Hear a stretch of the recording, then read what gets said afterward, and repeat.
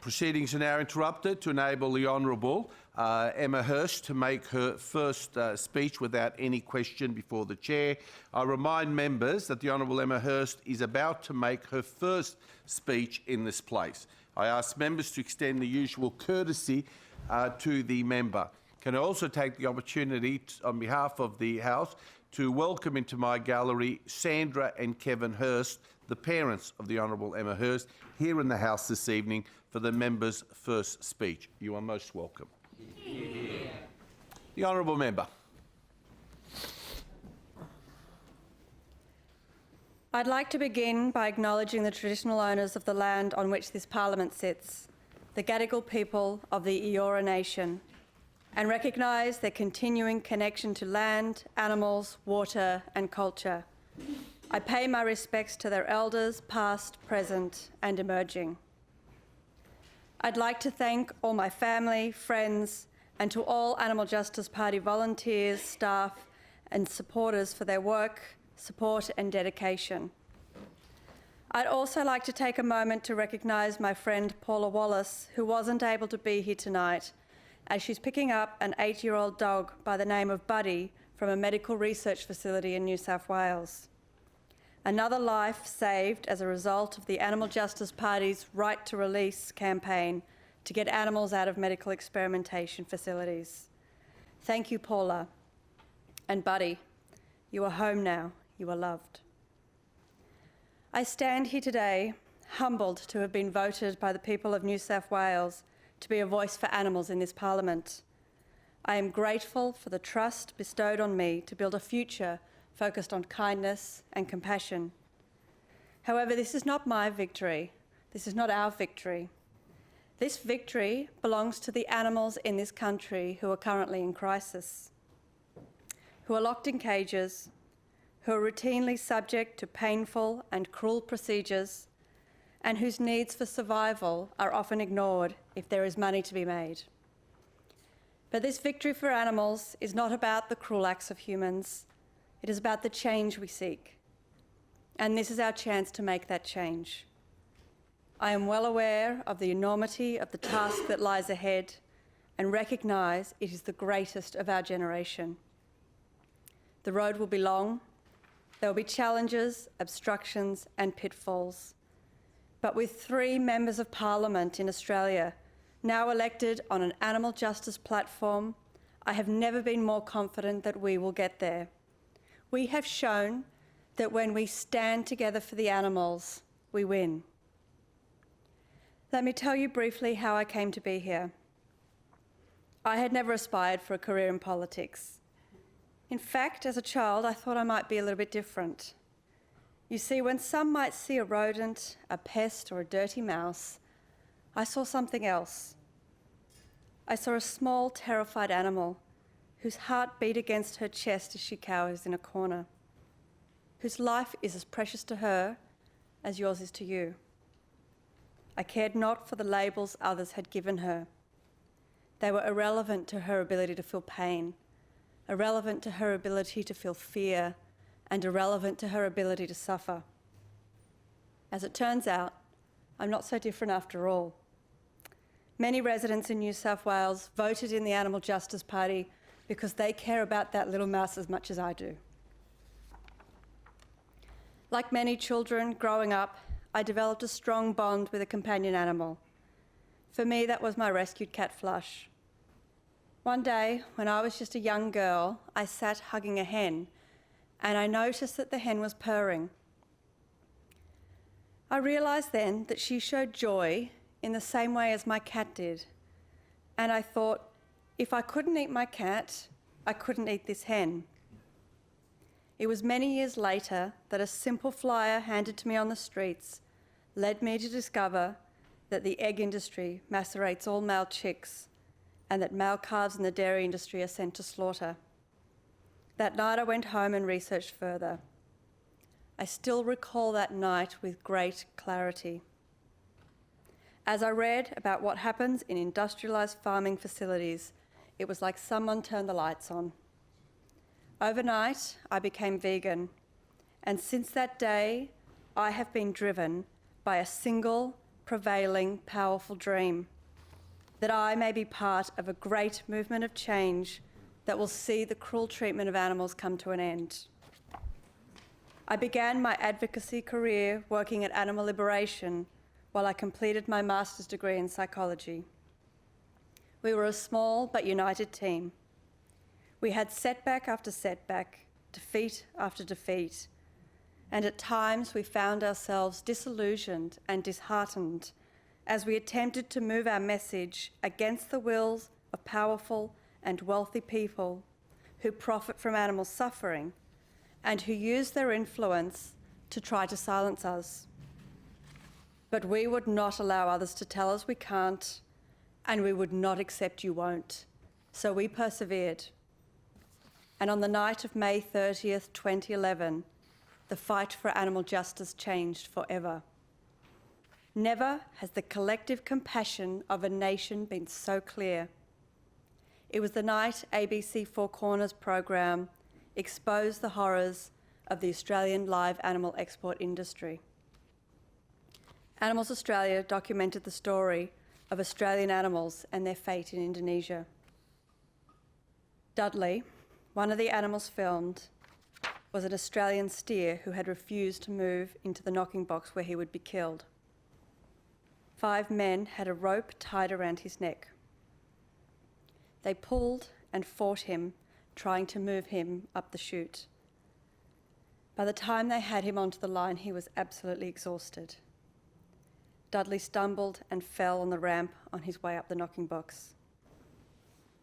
Workers jumped on his back and stabbed him with sticks to try to get him up again. They poked him repeatedly in the eye and broke his tail. Each action caused Dudley to wince in pain, but he didn't have the ability to get up. Eventually, 6 men dragged Dudley into the restraint box with the rope around his neck. Tommy, another Australian steer, was taken to the slaughter line and left to watch his fellow cattle killed in front of him. We saw Tommy's eyes wide with fear and his large black body trembling in terror as he watched, trapped and utterly helpless. As they pulled him down onto the kill floor, Tommy knew and had already witnessed his fate. His fear is something I never even want to imagine.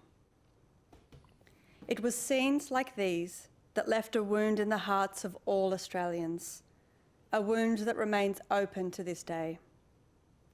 These scenes of violence opened up Australians' eyes, not just to the cruel treatment of animals overseas, but also to the cruel practices in our own backyards.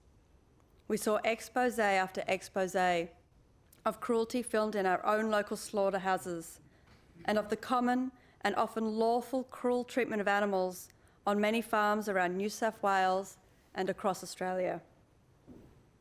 The veil of secrecy we had fought against was lifted and change was within sight. Now we are at a defining moment. Australian people, regardless of their political beliefs, are making changes in their own lives to defend animals. People with different political affiliations are standing up, speaking out, and demanding better animal protection laws for animals. Animal cruelty is not a left or right issue, but sadly, it is one our government has failed to respond to. And that's why I decided to become part of this Parliament. I believe in New South Wales we can do better. I believe we can be a more compassionate Parliament. I believe that through cooperation, we can move beyond the wounds of the past and build a pathway that advances peace. Mr. President and my new colleagues, as I read this, millions of hens are being imprisoned in battery cages. Female dogs are being held in squalid conditions on puppy farms, and greyhounds are facing a bullet to the head because they don't run fast enough for profit. Somewhere, a mother cow is crying for her newborn baby. She will cry out for him all night until her voice goes hoarse and she can no longer bellow. She will be impregnated again soon, so she continues to produce milk. Her little boy was sent to slaughter as he is useless in the dairy industry. Last year, on a BBC documentary, a dairy farmer broke down in tears and admitted that some mother cows cry for days when their calves are taken. Somewhere, a pig bites at the metal bars of her cage. She recently gave birth on the cold metal flooring. She cannot interact with her young because her cage won't allow such movement. She is more intelligent than the dogs we have in our homes. If given the chance, she could learn how to play soccer or video games and show us that she is capable of love and friendship. Instead, she repetitively rocks against the cage bars that are creating welts on her skin. She has gone mad. Somewhere, a chicken has just fallen, her legs too weak to hold her obese body any longer. They now splay out in front of her. She sits in the build-up of 6 weeks of faeces from tens of thousands of other chickens. The faeces will soon start to burn through her feathers and then her skin. She would stand to avoid the pain, but she is no longer able. She has been bred this way, and she'll be in chronic pain for the last days of her life. I tell you this miserable reality because I want to explain to you the reason the Animal Justice Party is in Parliament. They are the reason the people of New South Wales elected representatives for animals.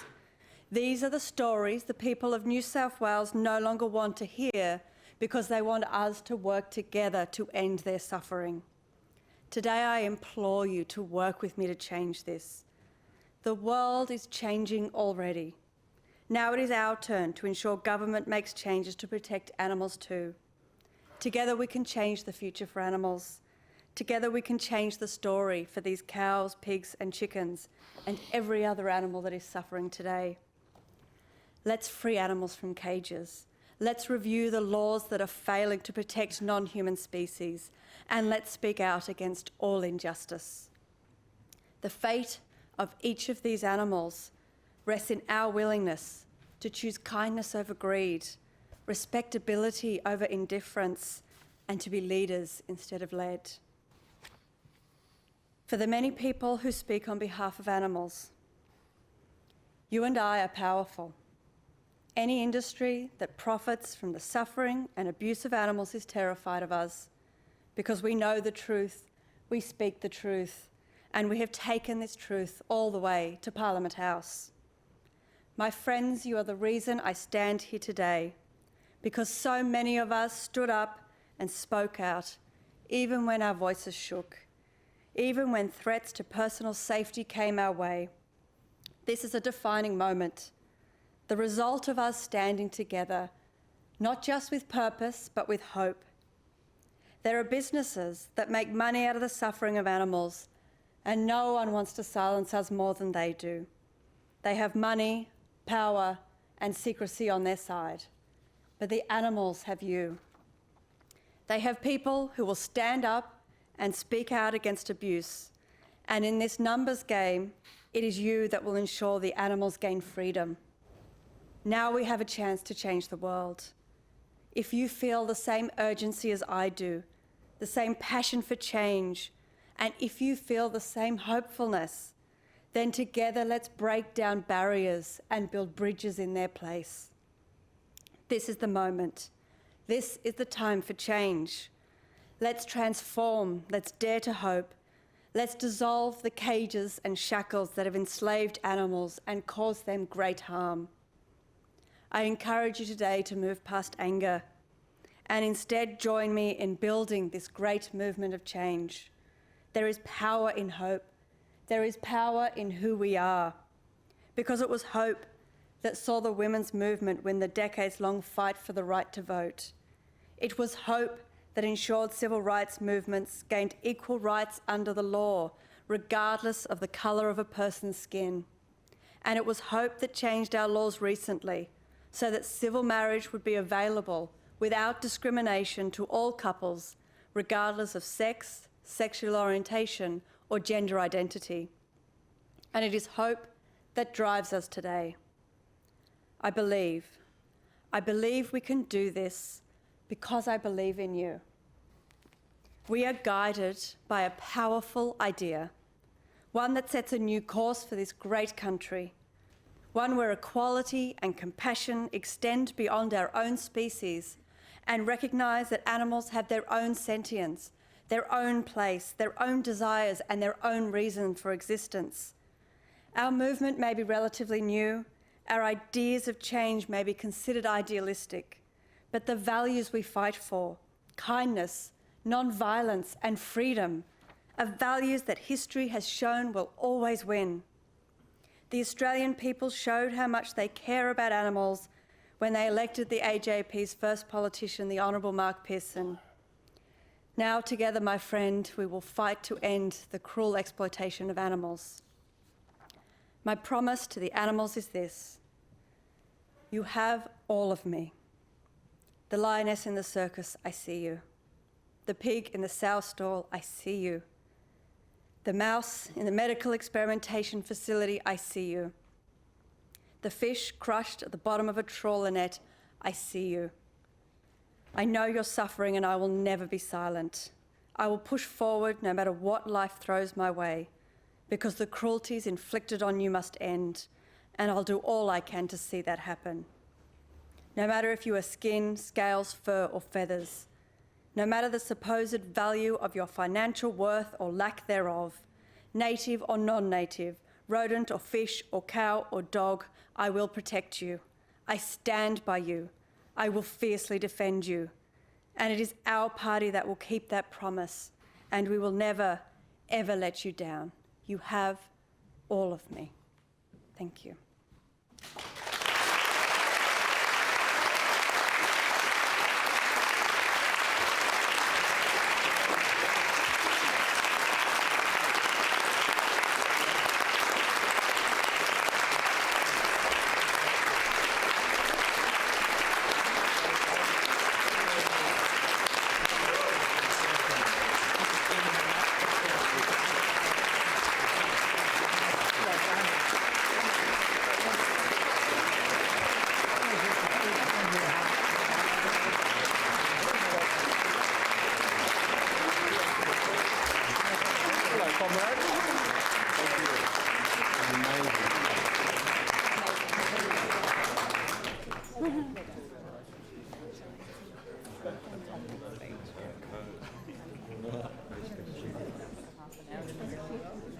Amazing speed, very brave. Yes, very brave. Thank you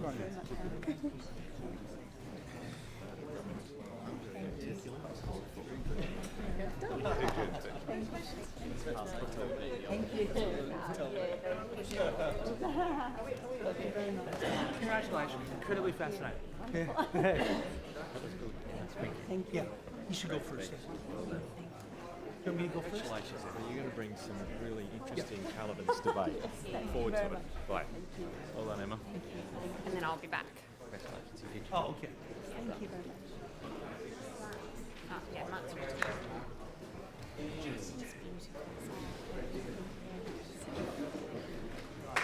No, thank you. Beautifully delivered. Thank you.